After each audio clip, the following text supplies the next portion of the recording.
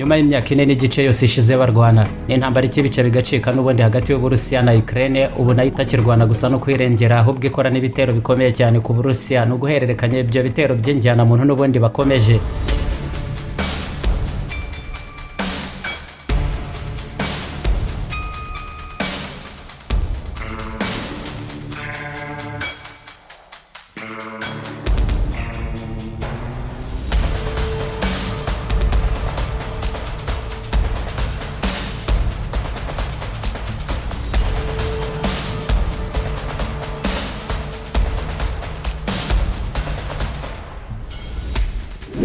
Ku cyumweru gishize nibwo Ukraine nayo yakoze ku Burusiya kimwe mu bitero byayo bikomeye cyane byo mu kirere yabashije kugeraho muri iyi ntambara yose kuva itangiye kurwanwa mu kwa kabiri ku 2022. Ubutegetsi mu Burusiya bwemeje ko cyaguyemo abantu 6.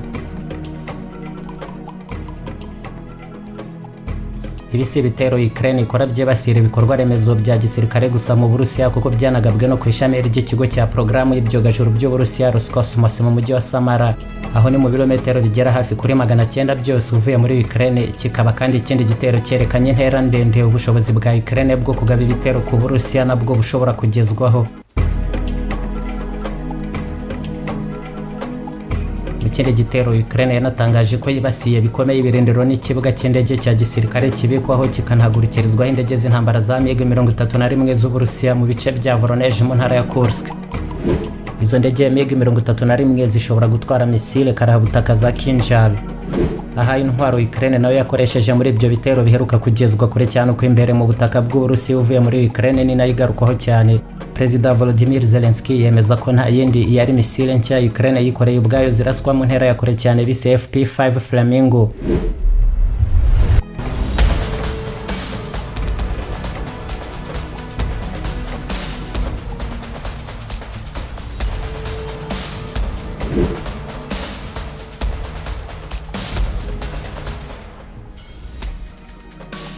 Iyi ni misile de croisière irasirwa ku butaka ikaba yagezwa mu birometero hafi 3000 igurukana ibiturika bipima tone imwe yose ku muvuduko ushobora kugezwa kuri kilometero 950 ku isaha imwe, ikanayoboranwa ikoranabuhanga rya GPS na GNSS.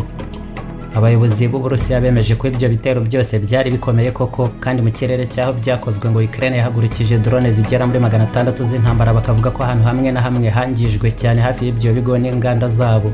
Nyuma yaho Minisiteri y'Ingabo mu Burusiya yanavuze ko babashije guhagarika no gusenya drone zigera muri 820 za Ukraine zari zateye hirya no hino mu gihugu muri weekend y'icyumweru gishize. Ibi nabyo bisa n'ibintu bimaze kumenyerwa cyane muri iyi ntambara ko Ukraine nayo yigicishamo ikabanza gukusanya amakuru y'ubutasi n'intwaro za ngombwa ubundi nayo igakora ibitero bikomeye hirya no hino mu Burusiya, nko mu kindi gitero cyakozwe ku bubiko bunini cyane bw'ikigo Wildberries cy'ubucuruzi kuri internet mu Burusiya.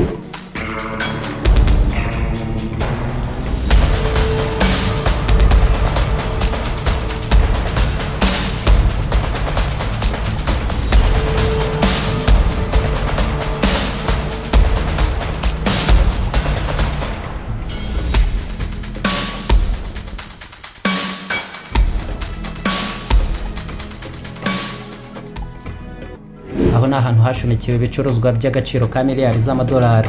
Ni ikigo Ukraine yemeza ko nacyo cyifashishwa cyane mu kugeza intwaro n'ibiribwa ku ngabo z'Abarusiya, ibijyanye n'ingufu zikoreshwa mu gihugu cyangwa n'ibindi bikoreshwa mu bwikorezi, byose muri gahunda yo guhanika ikiguzi cy'intambara ku Burusiya.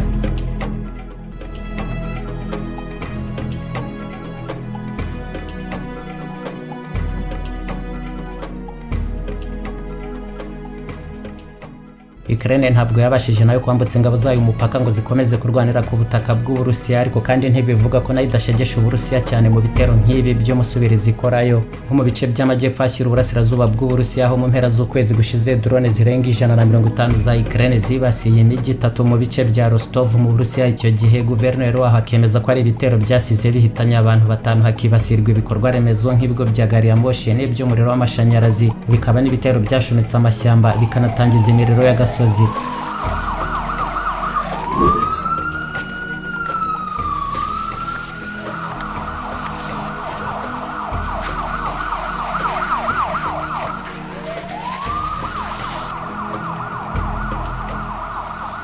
Uhereye icyo gihe kandi Uburusiya nabwo bwahise butangiza ibindi bitero bikomeye cyane muri Ukraine ku turere 13 twose hakoreshejwe urufaya rwa misile n'amagana ya drone z'intambara zigera mu 150, aho hose Abarusiya nabone ibigo by'ingenzi bya gisirikare n'inganda z'intwaro, ibikorwa remezo by'ibikomoka kuri petrole ndetse n'ubwato butwara imizigo. Abarusiya nabo bibasiye cyane muri ibyo bitero kuri Ukraine.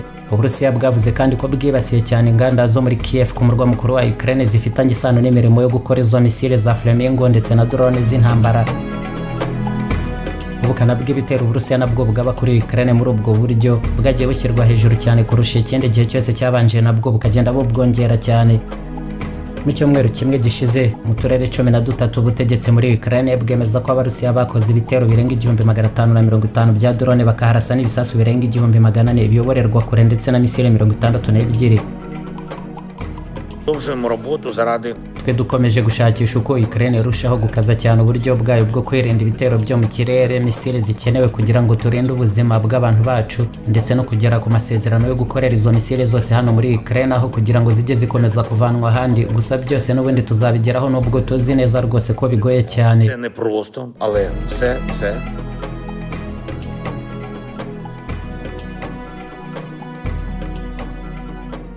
uko bigaragara rero n'ubundi kugeza ubu nyuma y'imyaka 4 yose n'igice barwana, ntabwo intambara Abarusiya barimo muri Ukraine nayo itabura n'ubundi kubagama iteze kurangira ejo cyangwa ejo bundi. Ahubwo ku rundi ruhande ni nako ikomeje kugaragaza ibimenyetso bikomeye by'uko ishobora no kwagukira ahandi ikabarizwamo n'ibindi bihugu birimo n'ibyo mu muryango wa OTAN. Minisiteri y'ingabo muri Romania igaragaza ko Uburusiya bukomeje ubushotoranye no kuvogera ikirere cy'ibihugu bya OTAN, aho bemeza ko indege F-18 ya Espanya yari iheruka kwitabazwa ikarasa drone y'Uburusiya mu kirere cyabo cya Romania. Kugeza ubu ubuyobozi bukuru bw'umuryango wa OTAN nabo bakavuga ko bagikora iperereza ryimbitse kuri drone yahanuriwe muri Romania. Ibisigazwa byayo ngo nibyo biri kwigwaho neza, ngo nibasanga yarakomotse mu Burusiya bazahita babumenyesha ko ari ikintu batazihanganira, banabwibutsa ko igihugu buzashozaho intambara kibarizwa muri uyu muryango, ubwo abawugize bose bazashyira hamwe bakakirengera bakaburwanya.